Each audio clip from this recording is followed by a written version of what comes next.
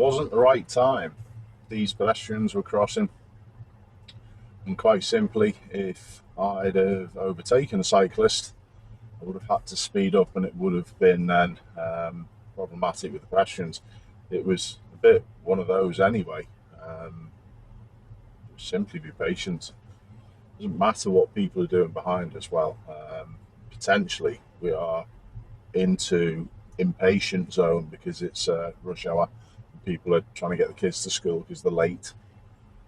But you must overtake cyclists properly, and this video is all about how to do that.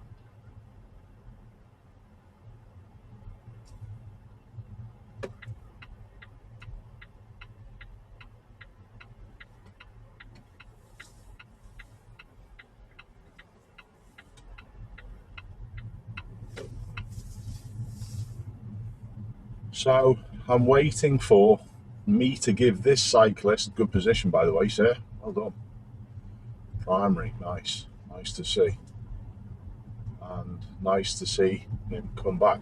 Very good cycler, to be honest. I'm still not quite certain because I couldn't see behind this Hartley's van again at school time, and now I can give them a full car width.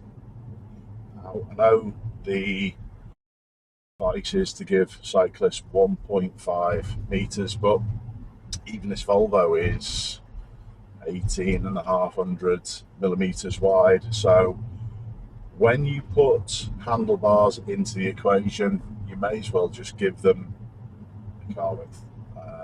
And that's an easier way to judge rather than thinking, when am I 1.5 meters away? People don't do and can't do that properly. But we've got loads of clips, thanks to my brilliant viewers, showing us how it should be done. So let's roll. I don't think the white car passes at a car width. I still think it's safe in this situation, but I would have given more room. My viewer does a brilliant job so they don't force past where the bollards are, and it's appreciated by the cyclist. Going over the broken hatch markings in this situation was a good idea. No issues. This integration may seem oddly placed on the video that it's going on about how to overtake cyclists safely. However, I think it's a perfect opportunity to say that car vertical checks aren't just for cars. You can check all different types of vehicles. You can check motorbikes, you can check vans, you can check motorhomes, but unfortunately it doesn't stretch to cycles. I think people who are going to be watching this video are going to be exactly the people who are going to take that care and consideration when making that car purchase. You're not just going to suddenly dive in without collecting all the relevant information. And that's exactly what Car Vertical does. It doesn't create the data, it just looks at the data and compiles it into one easy readable report. All you need to do is visit the Car Vertical website. Use the code Ashley, which is going to save you 20% on checking out one car, but 50% on checking out multiple cars. Put in your registration or VIN number and you're going to be sent a report within about 40 seconds. If your car's been damaged, there's a chance on the report that you may even see pictures that show the extent of that damage. You can also check for mileage, you can also check financial and legal status, whether the car's been stolen, and much more. Checking a car out through Car Vertical before you commit and make that purchase may save you loads of headaches, and it might even save you money. You know what to do. Links are always in the description. Thanks, Car Vertical. Cyclists need to be travelling at less than 10 miles an hour if you're going to overtake on double solid lines like we've got here. But there's no way you should overtake when you can just squeeze past like the delivery van in front. My viewer does it correctly. The cyclists are travelling at less than 10, but my viewer waits until they can see clearly up the road. The distance was just about okay, proved by the motorcycle that comes in the opposite direction quite quickly. If you're ever uncertain, the simple answer is, don't. The speed that cyclists travel at has a big bearing on whether you can overtake or not. The slower they are actually makes it a little easier. But also be really mindful if they're about to reach the top of that brow and start getting quicker again. Last little point with this clip is don't necessarily go as soon as the cyclist beckons you on. Have a good look for yourself.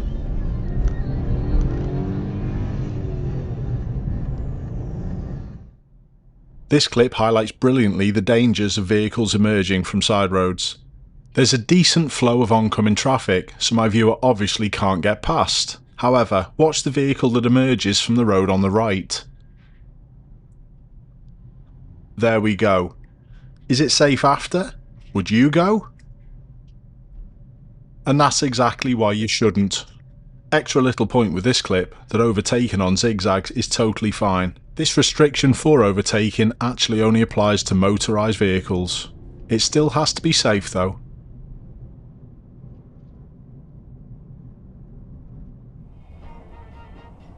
The Tesla in front shouldn't have gone past the cyclist, again because of the solid lines.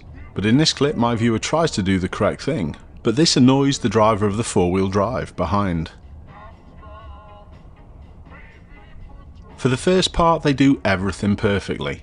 There's solid lines, they're travelling above 10 miles an hour, and there's a junction here to the left, and there's simply no opportunity with the oncoming cars. But the cyclist is now off the seat, it's a tougher section, it looks a little bit uphill, and the speed's dropped.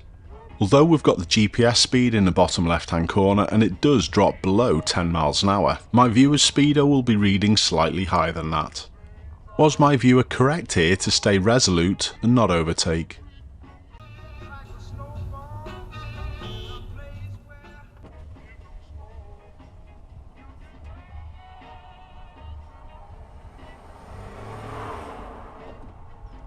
Whatever your feelings are about that, I would like to state that my viewer was way too close to this cyclist. Give them room in case they fall off.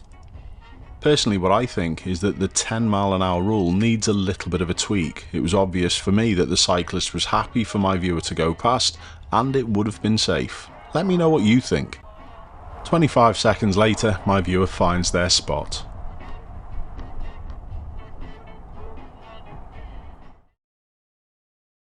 On roads like this, you may have no other option other than holding back. Just be patient. Even here, my viewer was not a car width away. Just make certain that the cyclists are happy with that before you proceed.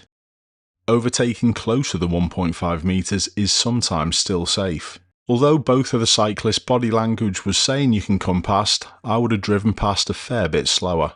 Would you have done anything different with this situation?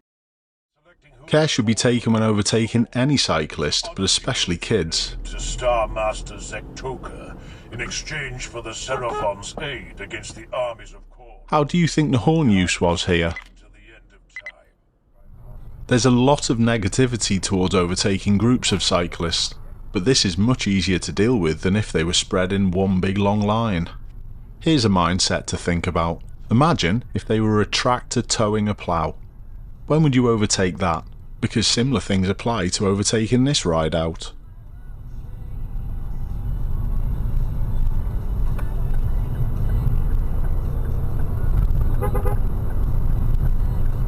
Use lane 2 fully where possible as well.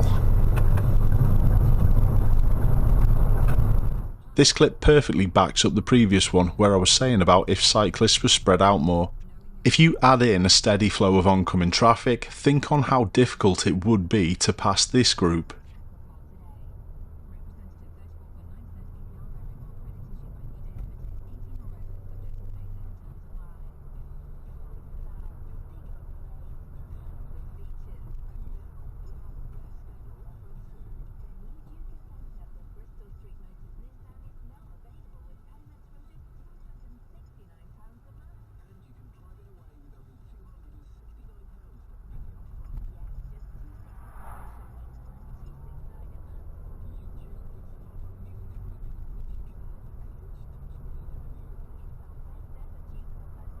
Always have patience and plan your overtakes properly and safely.